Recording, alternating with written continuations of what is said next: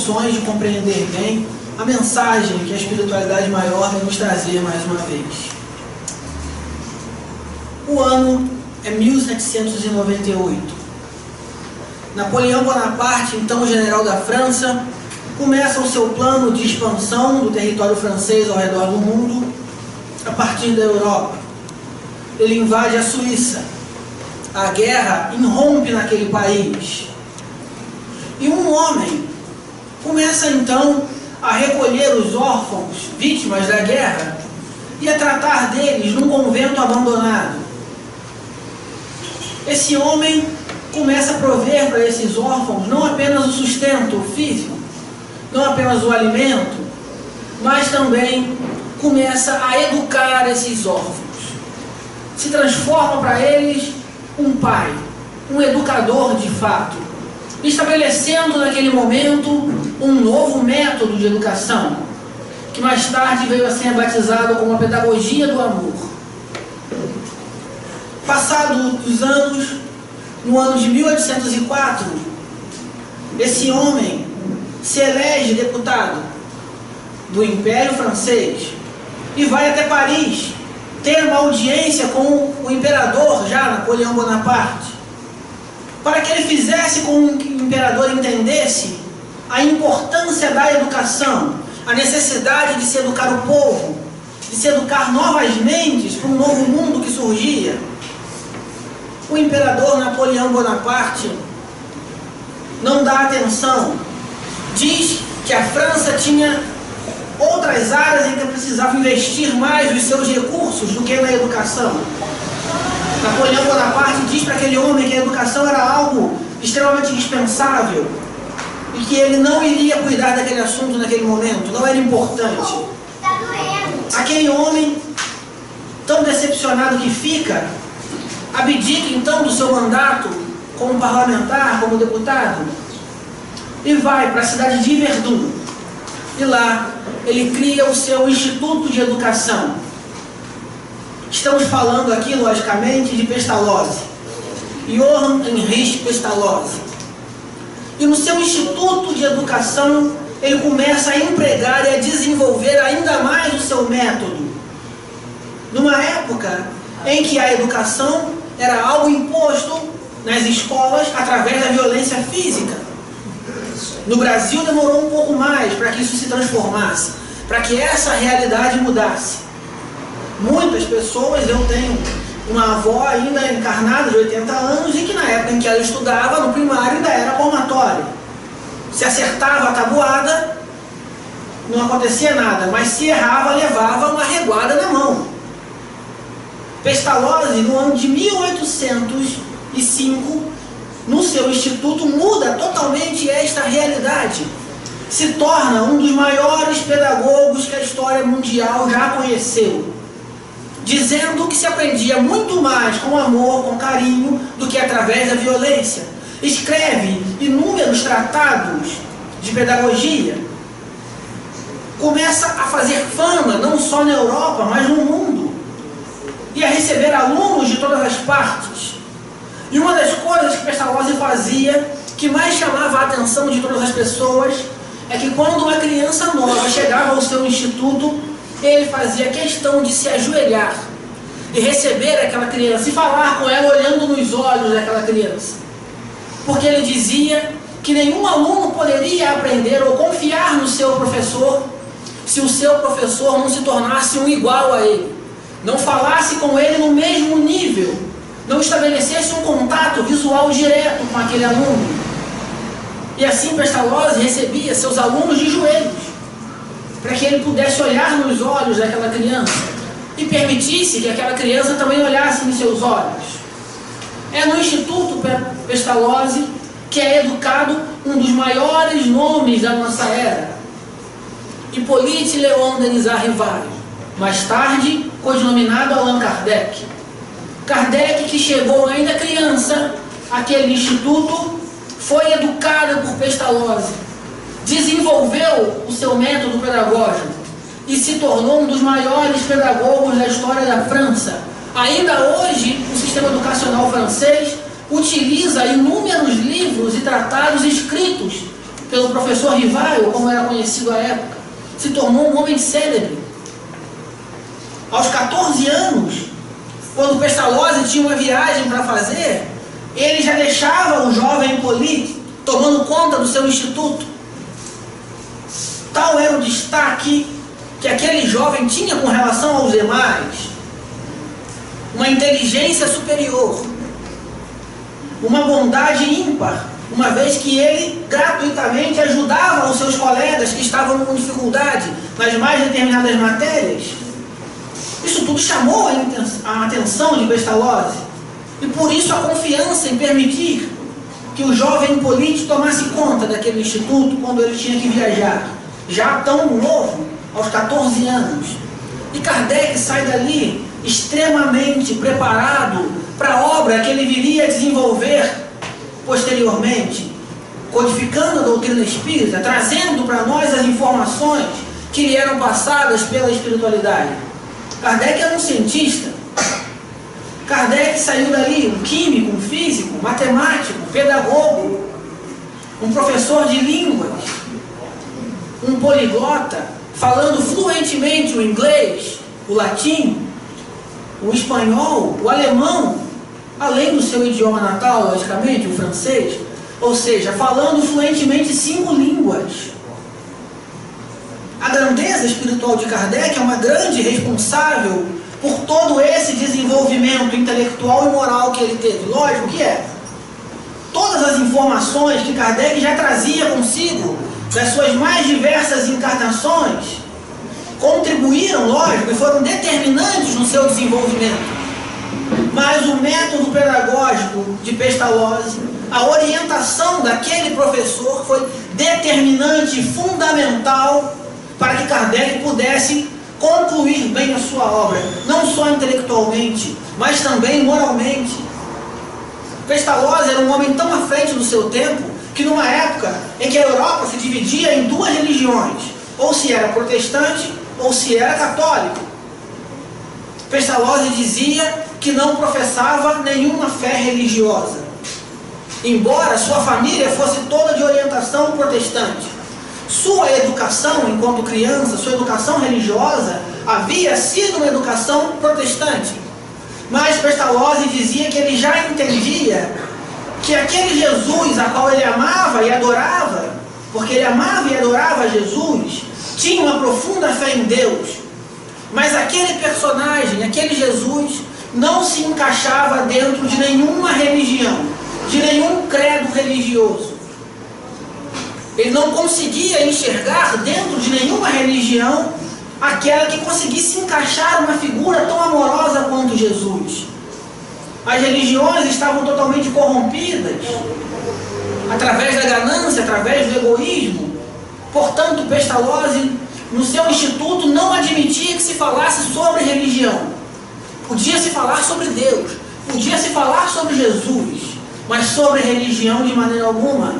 E mais tarde o próprio Pestalozzi vem dizer que muito do seu método pedagógico, que muito da pedagogia do amor foi inspirado sim nas obras de Jesus, nos ensinamentos que o Cristo nos deixou, que foi com certeza o maior pedagogo que esse mundo já viu. Não se viu no mundo ninguém que conseguiu ensinar com mais sabedoria do que o próprio Cristo, do que o próprio Jesus. Através dos exemplos que ele nos deixou, através de tudo aquilo que ele disse. E Pestalozzi seguia à risca, ou tentava seguir o mais fielmente possível esses ensinamentos de Jesus, esse método educacional que o Cristo havia implementado na Terra. Então nós vemos uma pessoa que revolucionou o seu tempo, através da pedagogia do amor.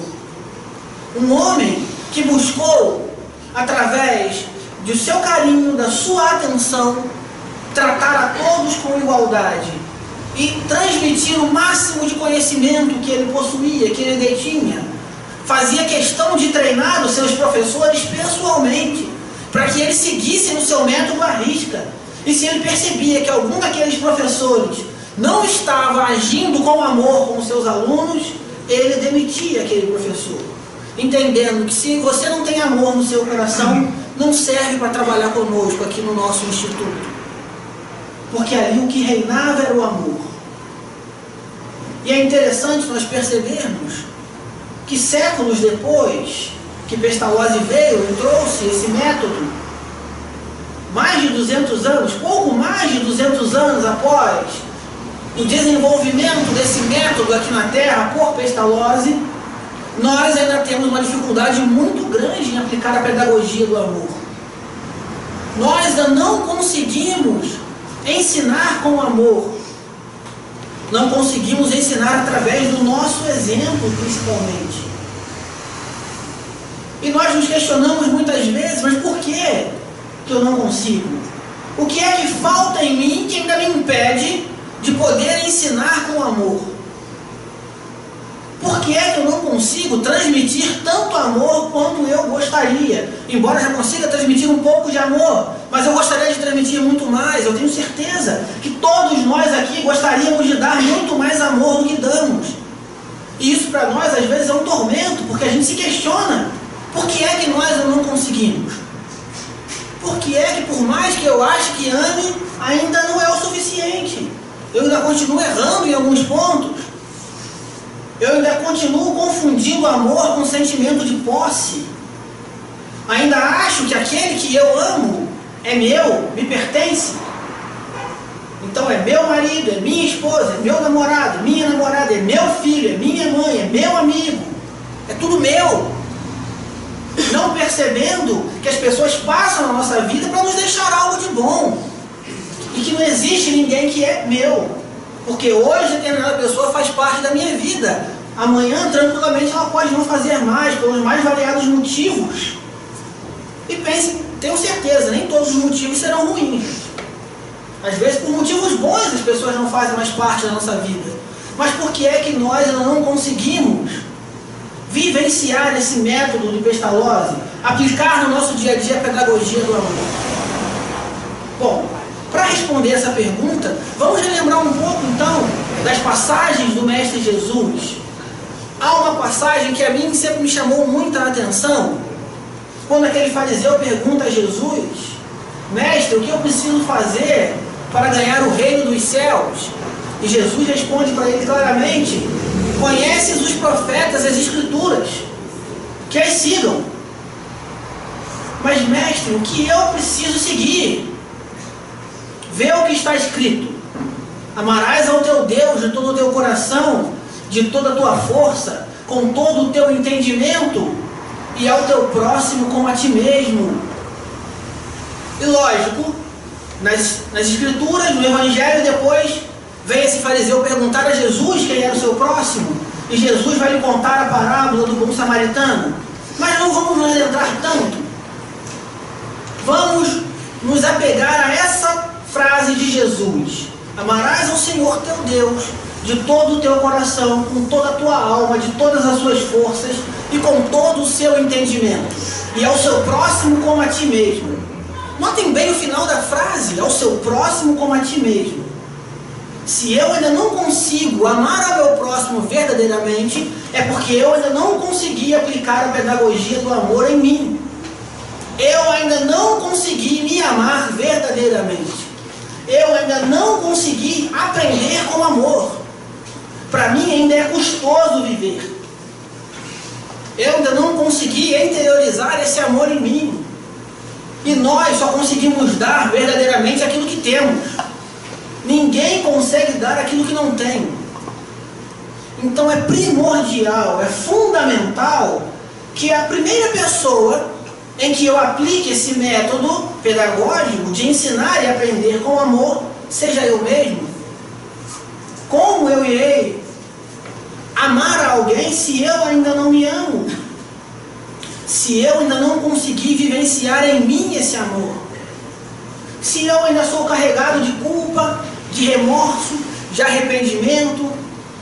Se eu ainda tenho chagas morais que atrapalham a minha caminhada, que atrapalham a minha evolução, que não me permitem seguir na trilha de amor que está reservada para mim, que não me permitem ainda encontrar a felicidade que eu tenho condições de encontrar? não me permitem ainda vivenciar tudo aquilo que eu posso vivenciar. Como amar então a outras pessoas? Nós somos seres humanos com uma carga emocional muito grande, que nós já carregamos de muitas outras existências. Todos nós aqui já carregamos de diversas outras existências. E nós vamos enchendo o nosso pote emocional. E nós vamos colocando ali muitas coisas, algumas boas, outras ruins. Algumas emoções que nos ajudam, que nos fizeram evoluir, que nos fizeram crescer em muitos momentos, mas também ainda carregamos muito lixo emocional conosco ainda. Nossa vida ainda é marcada de remorsos, de culpa, complexos de culpa, que já não deveriam mais fazer parte de nós. E eu não estou dizendo aqui para vocês que então, se eu cometo um erro, se eu prejudico alguém, eu não tenho que me arrepender. Eu não tenho que buscar reparar o meu erro. Lógico que eu tenho. Mas eu reparo o meu erro e me livro dele. Me livro de toda a carga ruim que ele me traz. Porque é lixo. E se eu conseguir limpar o meu interior, eu jogo isso fora. Eu não carrego lixo comigo. Há um tempo atrás, eu estava trabalhando numa determinada empresa e eu tinha um problema lá com uma funcionária, determinada pessoa que trabalhava lá, nós tínhamos tido uma discussão e essa pessoa ficou com raiva de mim. Eu fiquei um tempo também, mas depois acabei conseguindo sublimar aquilo, mas essa pessoa começou a falar mal de mim, com um monte de gente, e aquilo ficou um clima muito desagradável, um clima muito ruim, até que um dia eu não aguentei. Eu fui e chamei essa pessoa para conversar. E falei com ela, falei, olha, você me desculpa pelo que eu fiz, se eu de repente agi mal com você, se eu não falei como deveria, se eu não fui uma pessoa como deveria ser. E note, essa pessoa é espírita, já havia visto algumas palestras minhas. E aí ela falou comigo, eu pedi desculpa, falei que não era minha intenção ter magoado ela, se eu havia magoado, que ela me perdoasse. E ela disse que não ia me perdoar, porque eu era muito hipócrita. E que eu não vivenciava aquilo que eu dizia nas palestras. E que, inclusive, quando ela sabia que eu ia falar na casa espírita que ela normalmente frequenta, ela não ia lá. Porque ela não queria ver o mentiroso falando. Falou isso pra mim. E eu falei, olha... E ela ainda falou assim, olha, tem outras pessoas aqui que pensam a mesma coisa que eu.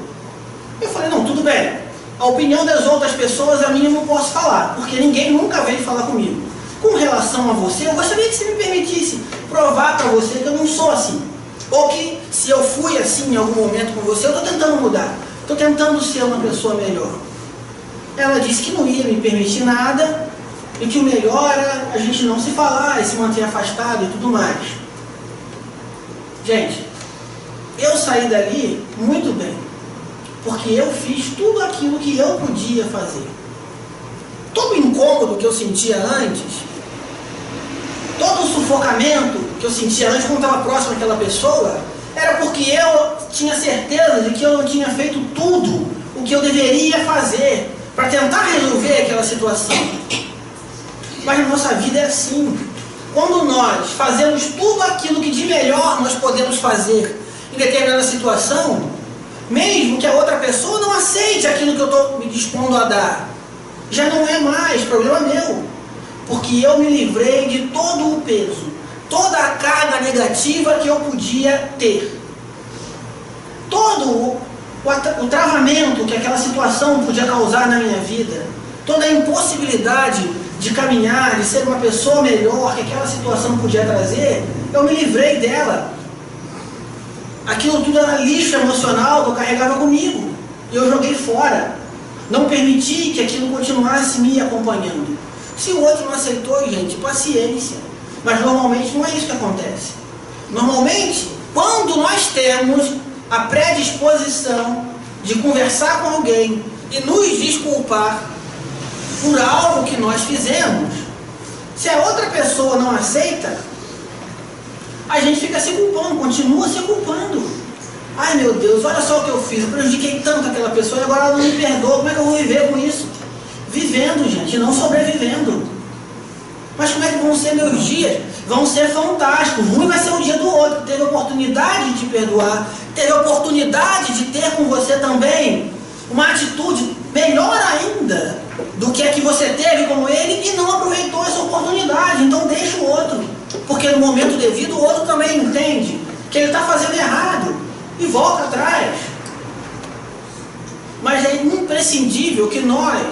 não tenhamos na nossa vida mais essas cargas emocionais negativas que nos deprimem. E a gente fica deprimido com tanta coisa, coisas pequenas às vezes, coisas que depois de um tempo, depois que a situação passa, a gente lembra e ri e fala: gente, eu não acredito que eu me deixei abater por algo dessa natureza. Eu não acredito que foi isso que me derrubou naquela época. Mas no momento em que nós estamos passando pela situação, parece que é a pior coisa do mundo que poderia acontecer conosco. Parece que nosso mundo acaba ali. Tudo porque nós ainda não conseguimos nos amar verdadeiramente. Tudo porque nós ainda somos pessoas extremamente complexadas. É tão interessante que eu trabalho com mocidade já há alguns anos, e às vezes a gente passa determinado exercício para eles e fala assim: escreve aí nessa folha de papel, preciso que vocês escrevam para mim 10 defeitos que vocês têm. E parece até fotografia, gente, é impressionante. Tem que pedir para parar nos 10, porque eles querem escrever 20 ou 30, mas manda escrever 5 qualidades, e eles não conseguem, e nós não conseguimos. Por que é que nós ainda reparamos tanto nos nossos defeitos? Por que é que nós ainda não acreditamos na nossa natureza? Nossa natureza é divina. Nossa essência é divina. Todos nós temos uma natureza perfeita, porque nós fomos criados por Deus. E não podemos jamais conceber Deus fazendo algo que não seja perfeito. Nós não entendemos muito bem aquela máxima, aquela resposta que está nos livros dos Espíritos, que diz que nós fomos criados simples e ignorantes. Nós não conseguimos ainda entender muito bem essa resposta, porque nós começamos a imaginar que simples e ignorante é ser imperfeito, e não é. Ser simples e ser ignorante é muito diferente do que ser imperfeito. A ignorância vem da falta de conhecimento, que realmente, no primeiro momento, nós não temos, e vamos adquirindo. E a simplicidade, essa deveria ser uma característica que nós não deveríamos perder jamais, porque é a simplicidade de coração, é a pureza de ver as coisas.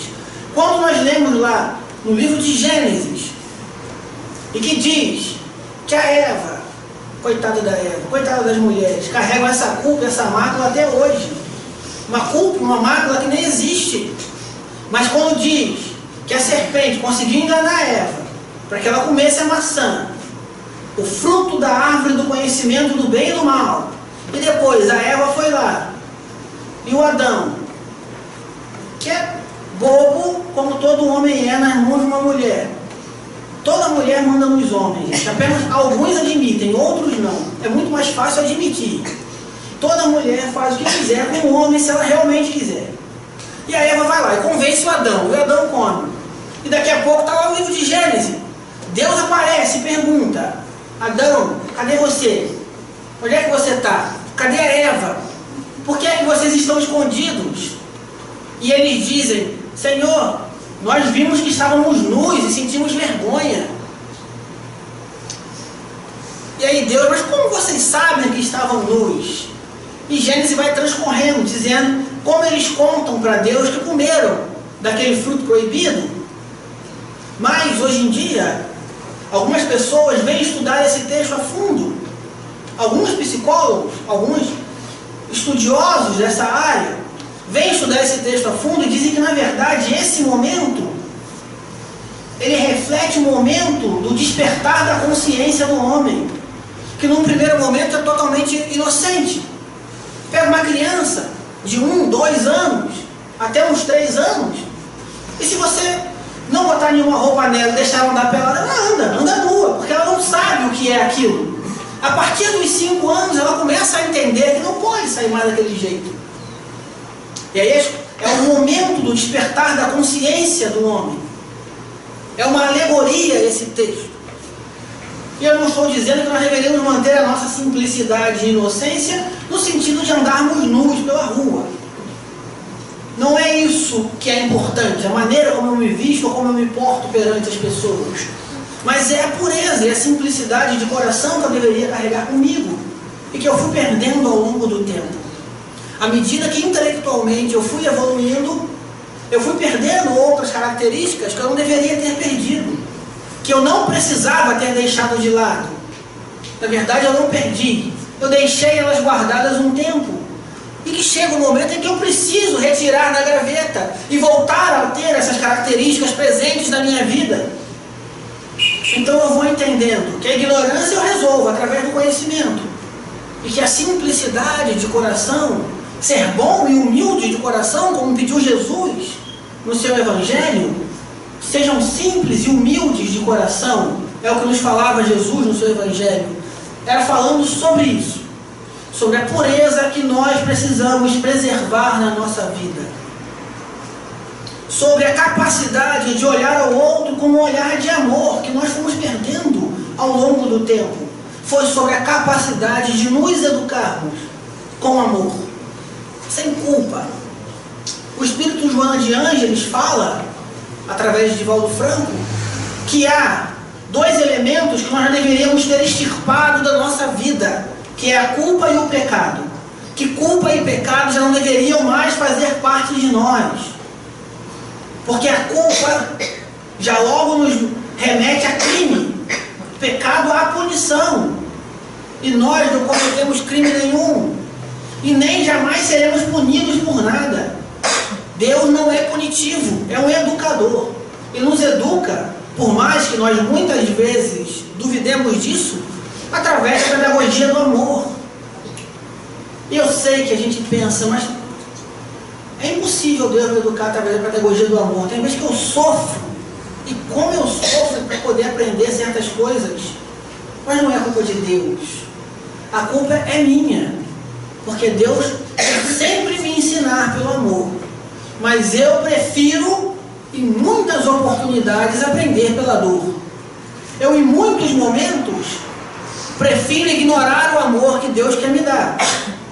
E aí eu vou ter que aprender através de uma outra maneira. Invariavelmente é através do sofrimento. Mas nenhum de nós precisaria sofrer para aprender. Nós sofremos porque queremos. Nós sofremos porque somos rebeldes. Nós somos adolescentes rebeldes ainda. Aqueles que brigam com o pai, com a mãe, bate a porta do quarto, fala, a vida é minha, eu vou fazer o que eu quiser. E não faz nada. São extremamente dependentes ainda do pai e da mãe. Assim somos nós também com Deus.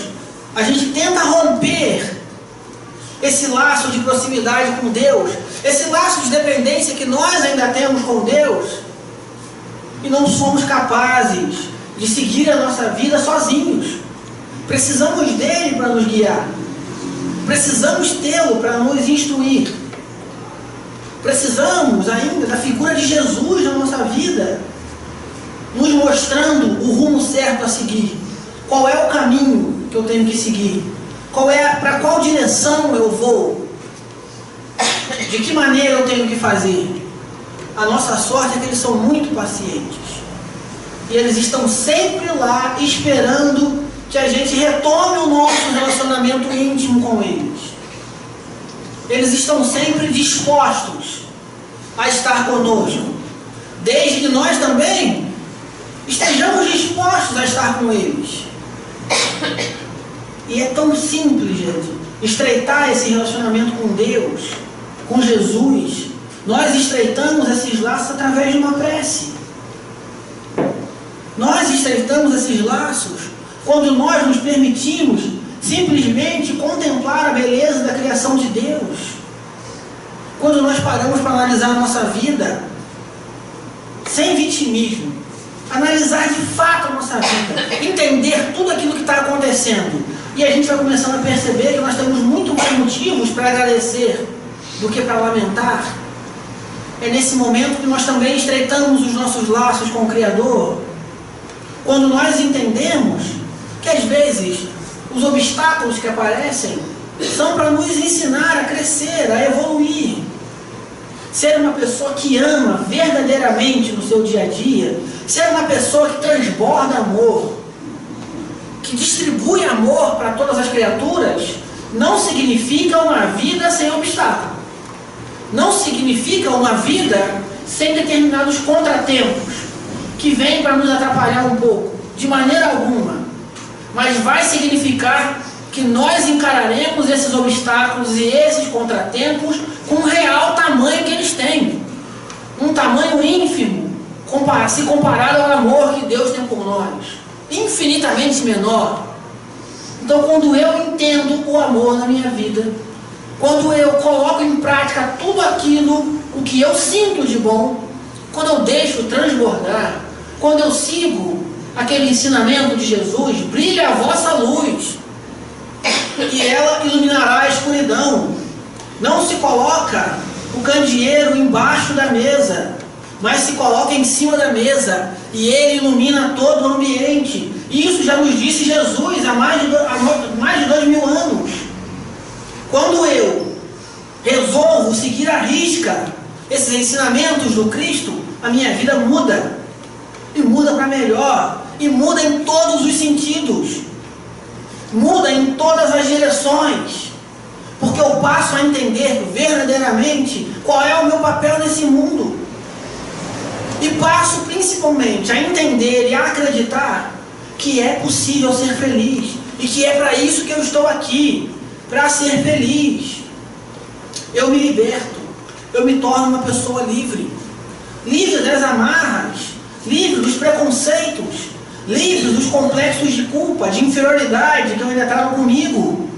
Eu passo verdadeiramente a caminhar como um ser imortal que eu sou, destinado a desbloquear todas as características de perfeição que eu já carrego comigo, mas que ainda estão bloqueadas. Eu não estou aqui para aprender a ser perfeito, eu já sou perfeito, nós já somos perfeitos. O que nós precisamos fazer é desbloquear a perfeição que já existe em nós. Nós precisamos desbloquear essas características. E nós ficamos pensando o tempo inteiro, mas como fazer isso? De que maneira eu faço isso? E aí nós nos remetemos ao livro dos Espíritos, a quem Deus nos deu como modelo e guia nesse mundo. Os Espíritos são muito claros na resposta a Kardec: Jesus. É só isso.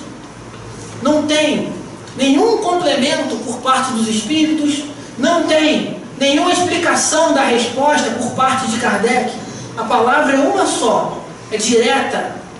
Não há mais o que se explicar como se fala de Jesus. E nós às vezes pensamos, mas seguir Jesus é muito difícil. Seguir Jesus é muito complicado. Jesus está muito acima, como é que eu vou fazer aquilo tudo? Isso porque nós ainda focamos muito mais no fenômeno do que no conteúdo.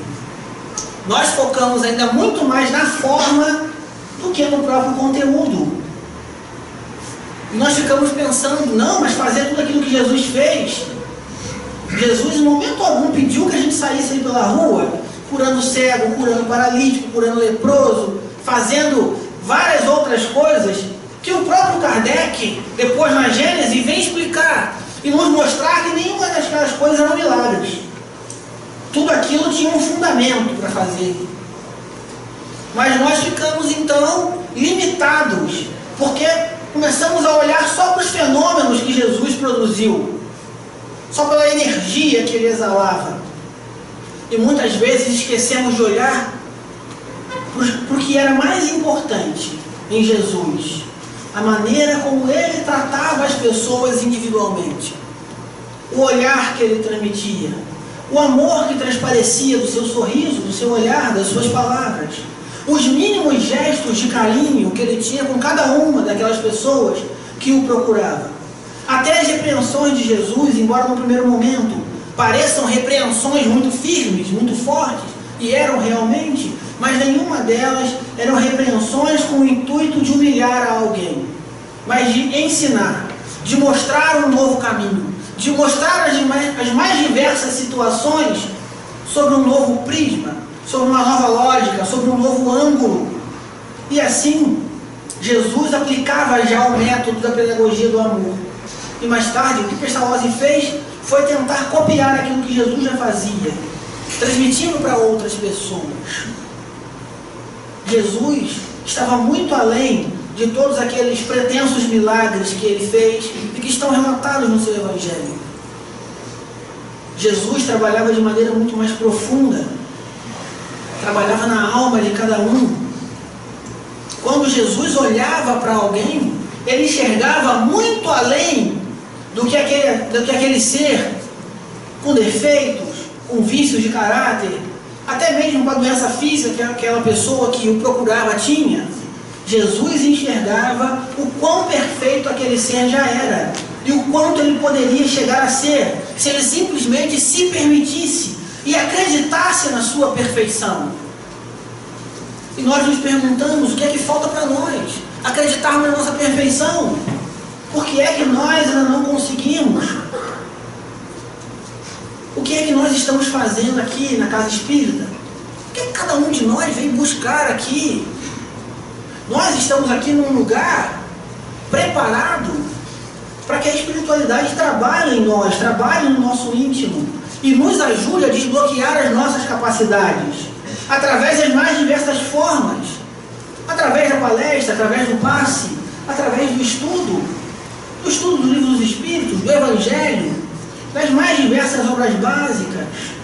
Nós estamos aqui para seguir a máxima de Kardec: espírita, amai-vos e instruí-vos. Já dizia para nós o codificador: o amor e a instrução, a moral e a intelectualidade são duas asas que devem ser desenvolvidas juntas. À medida que eu vou me tornando moralmente mais evoluído, eu também me torno intelectualmente ainda mais evoluído e busco isso para a minha vida. Mas o que eu percebo em muitas oportunidades são pessoas que vão à casa espírita em busca do fenômeno, em busca dos milagres. As pessoas estão lá e o intuito da pessoa, chegou na casa espírita, é participar um dia da reunião mediúnica, é um sonho da pessoa, um sonho raso, gente. Desculpa. Quem já participou de reunião mediúnica depois vai dizer: não é nem metade do que essas pessoas pensam. É muito mais simples e natural, porque é um processo natural. Mas as pessoas endeusam o médium. Não, um dia eu quero participar da reunião mediúnica. Para quê? Qual é o objetivo? É ver uma comunicação espiritual?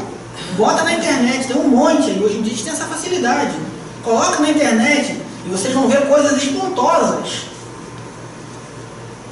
Mas quando nós nos predispomos a vir a uma casa espírita, que seja para que nós possamos nos transformar, para que na nossa vida haja uma transformação real e que nós nos tornemos pessoas ainda melhores do que somos e que a nossa vida se desenvolva e que nós possamos crescer cada dia mais, nos tornarmos verdadeiramente apóstolos do Cristo, apóstolos de Jesus, que nós possamos contribuir com a sua obra da melhor maneira que pudermos, doar tudo aquilo que de melhor nós temos.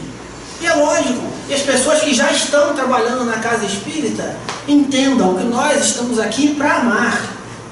Trabalho numa casa espírita, como deveria ser em qualquer outra religião, é o trabalho de amar, é o trabalho do amor. A doutrina espírita, muito mais do que a dimensão instrução, muito mais do que o aprendizado das obras básicas, que é importantíssimo, é fundamental. Todos nós deveríamos estudar ainda mais do que já estudamos.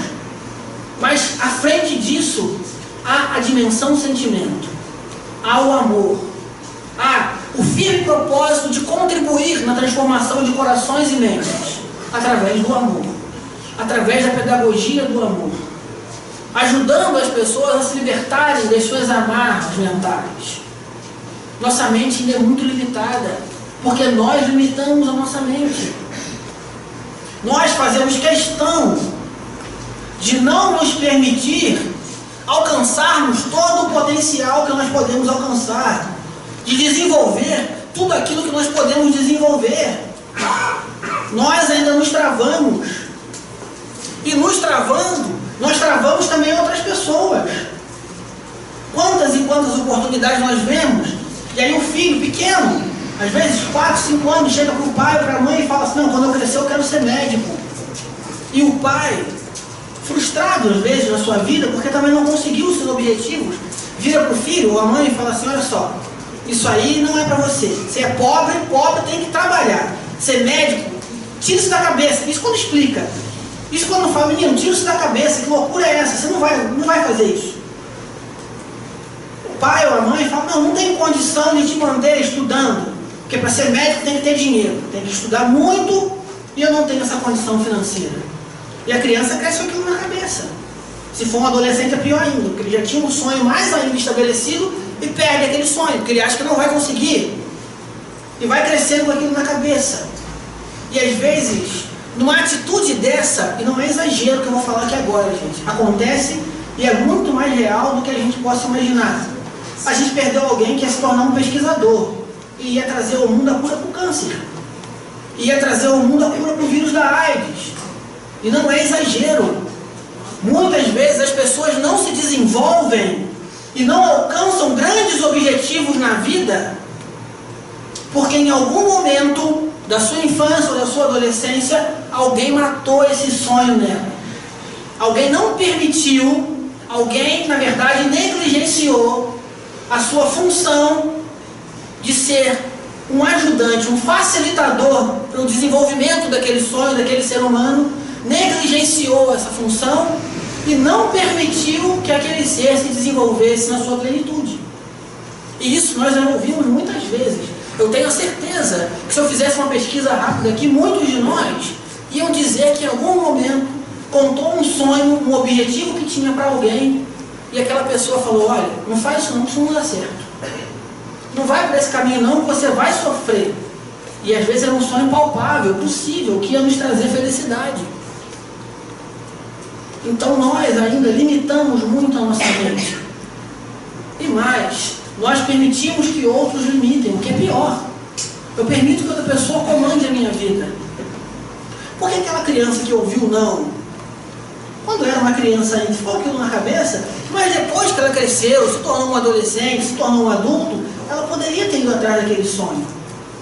Porque ela já teria condições intelectuais de estabelecer metas, de estabelecer objetivos e de buscar na sua vida essa vivência. Mas também não fez. Permitiu que outra pessoa conduzisse a sua vida. Permitiu que outra pessoa não permitisse que ela caminhasse para frente, que ela fosse em frente. Então nós sempre temos a responsabilidade por não alcançarmos todo o potencial que nós temos.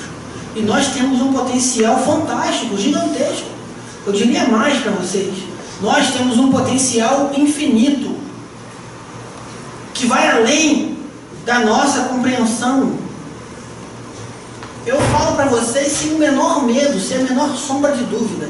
Se vocês acreditassem de verdade na capacidade de vocês de fazer qualquer coisa, se vocês verdadeiramente tivessem fé na vida de vocês, que vocês têm condições de se desenvolverem, de crescerem, de aprenderem mais, de desenvolverem novas habilidades, se vocês verdadeiramente acreditassem nisso, eu podia apontar o dedo para qualquer um aqui e pedir para vir aqui fazer a palestra no meu lugar. E qualquer um de vocês teria condições de fazer até melhor do que eu. Porque é a nossa mente que manda. É a nossa mente que diz o que eu posso e o que eu não posso fazer. Então eu, particularmente, condicionei a minha mente para estar aqui. Eu me preparei para estar aqui, eu estudei para estar aqui, mas o trabalho mental foi muito maior até do que o trabalho de estudar, de aprender, de instrução, do que o trabalho intelectual. Mas é o trabalho de desbloquear a minha mente, para dizer que eu posso estar aqui. Para dizer que eu vou estar aqui e que eu não vou tremer. Que o nervosismo vai ser passageiro, que eu vou conseguir me desenvolver bem. Assim são vocês na área de vocês todos os dias, no trabalho que vocês se propõem a fazer. Tem dias que a gente está mais confiante, a nossa mente está mais tranquila, está um pouco mais leve. E esse dia rende para nós, no nosso local de trabalho, a gente consegue se desenvolver naquilo que a gente está fazendo. Tem dias que a gente está um pouquinho mais para baixo, que a gente não está muito bem. Não estamos muito seguros naquele dia, por algum problema que aconteceu, um desentendimento que tivemos, alguma situação na nossa vida que não está muito bem, está um pouco desregrada, um pouco desregulada naquele momento. E esse dia para nós, nosso local de trabalho é terrível, a gente não consegue fazer nada. Porque no fim de tudo, é a nossa mente que comanda. É a nossa vontade que vai me dizer o que eu posso e o que eu não posso fazer. Jesus já dizia isso. Em verdade eu vos digo, se tiverdes fé, como esse grão de mostarda, o tamanho desse grão de mostarda, que é uma semente mínima, vocês dirão a essas duas montanhas, levantem e se choquem, e elas vos obedecerão. Porque o que manda no final de tudo é a nossa força de vontade, é a capacidade que nós temos de transformar a nossa intenção em vontade. E transformando a nossa intenção em vontade, é impossível não transformar essa vontade em ação. Essa história que as pessoas falam, esse ditado que as pessoas, essa expressão que as pessoas usam, ficou na vontade, não ficou não, ficou só na intenção. Porque quando nós temos realmente vontade de fazer algo, nós fazemos. Nada nos impede de fazer. Porque eu realmente queria aquilo para a minha vida. Queria muito aquilo. E eu sei que muitos de vocês podem pensar, mas Alex, eu tinha tanto sonho. Eu queria ser tanta coisa, eu queria fazer tanta coisa. Queria de verdade e não consegui. Me permitam duvidar, gente. Não queria de verdade, não. Porque se quisesse, teria conseguido. Nada é impossível para nós, se nós realmente tivermos fé. Se nós realmente nos amarmos. Se eu quiser bem a mim mesmo, em primeiro lugar, isso não é ser egoísta. Quando eu me amo, de verdade, não é quando eu sou vaidoso, não é quando eu sou orgulhoso, é quando eu me amo de verdade. Quando eu tenho amor por mim, o sentimento que eu gero dentro de mim é tão forte, é tão poderoso, que vai ficar para mim impossível não dividir esse sentimento de amor com as outras pessoas. Porque aquele que ama de verdade não se contenta em guardar o amor só para si. Ele quer dividir com o mundo. Porque o que ele sente é tão bom que ele quer que o outro também sinta. Ele quer que a outra pessoa também ame tanto quanto ele ama. Então, quando nós nos amarmos de verdade, nós iremos começar a espalhar verdadeiramente esse amor pelo mundo. Por enquanto, isso não tira de nós a capacidade de contribuir da maneira que nós podemos contribuir nesse momento. Todos nós temos que contribuir de alguma maneira. Exons, eu não consigo amar incondicionalmente. Eu também não. Mas a gente vai tentando contribuir da melhor forma. Enquanto eu vou contribuindo, enquanto eu vou treinando o amor, esse amor vai crescendo e vai se fortalecendo ainda mais dentro de mim. A gente só ama, a gente só aprende a amar, na verdade, amando. Não tem outra maneira. Uma pessoa só aprende a dirigir dirigindo. Assim também é amar. Nós só aprendemos a amar amando. No início é difícil, eu sei que é. É complicado amar. A gente esbarra numa série de elementos que estão dentro de nós que nos impelem a fugir daquela situação. Que nos incomodam, que nos chateiam, que nos melindram. Nós somos pessoas que nos melindramos com facilidade. É incrível a capacidade que a gente tem de se chatear com qualquer coisa, com coisas mínimas. Mas se a gente for, no princípio a gente vai lutando contra essas situações. No princípio, a gente vai vencendo essas barreiras na marra, na força. Tudo vai ficando com o tempo mais suave, vai ficando melhor, vai ficando mais fácil, mais tranquilo para nós. E vai chegar o dia em que nós perceberemos que nós já estamos amando. Há muito tempo já eu estou amando e nem sabia. Porque vai ser tão natural amar que eu não vou conseguir entender, não vou conseguir me lembrar como era a minha vida quando eu não amava de verdade. E vou ficar pensando, gente, eu consegui viver tanto tempo sem amar? Não, eu não consegui viver tanto tempo sem amar. Eu consegui passar bastante tempo sobrevivendo sem amor. Passando como passam tantos outros sobre a terra, sem plantar nada de bom. E recebendo pouca coisa de bom também. Deus é tão misericordioso que a gente sempre recebe coisa boa. Agora, mais ou menos, depende daquilo que eu fizer em troca. Eu sempre recebo amor. Tem gente que recebe mais amor do que outros. Por quê? Porque dá muito amor. Então vai receber muito amor também. Se eu não dou amor nenhum, eu recebo só um pouquinho de amor. Porque Deus é muito bom. Sua bondade, o seu amor são infinitos. Então Ele vai continuar amando. Jesus é maravilhoso. Vai continuar amando. Mesmo que eu só faça besteira na minha vida. Mesmo que eu não dê nada de bom para ninguém. Mas eu recebo amor. Agora, imagina o tanto de amor que eu vou começar a receber o dia que eu só amar também. O dia que eu doar amor. Sempre, sempre. Quanto que eu não vou receber de volta? O quanto que eu não vou ser agraciado? Quanta energia positiva não vai voltar para mim quando eu doar energia positiva? Mas para isso, primeiramente, eu não posso esquecer. Eu preciso me amar. Eu preciso construir um reino de amor em mim. Eu preciso construir uma caminhada feliz, um caminho feliz para mim. Eu preciso começar a transformação em mim hoje. Eu não posso deixar para amanhã aquilo que eu tenho que fazer hoje. Eu preciso amar hoje, ser feliz hoje. O ontem já passou. Eu não tenho como voltar atrás. Não é assim que diz Chico Xavier? Não posso voltar atrás e fazer um novo começo, mas sempre posso recomeçar e fazer um novo fim. Então, esquece o passado. Ou melhor, se quiser ter o passado só como uma lição, para não repetir os mesmos erros que tenha, mas não traga consigo a culpa, o remorso.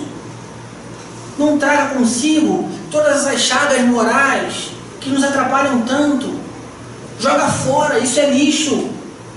Tenho certeza que nenhum de vocês aqui fica acumulando lixo em casa. Vocês gostam da casa de vocês sempre limpa. Não é agradável? Chega em casa, a casa está um brinco.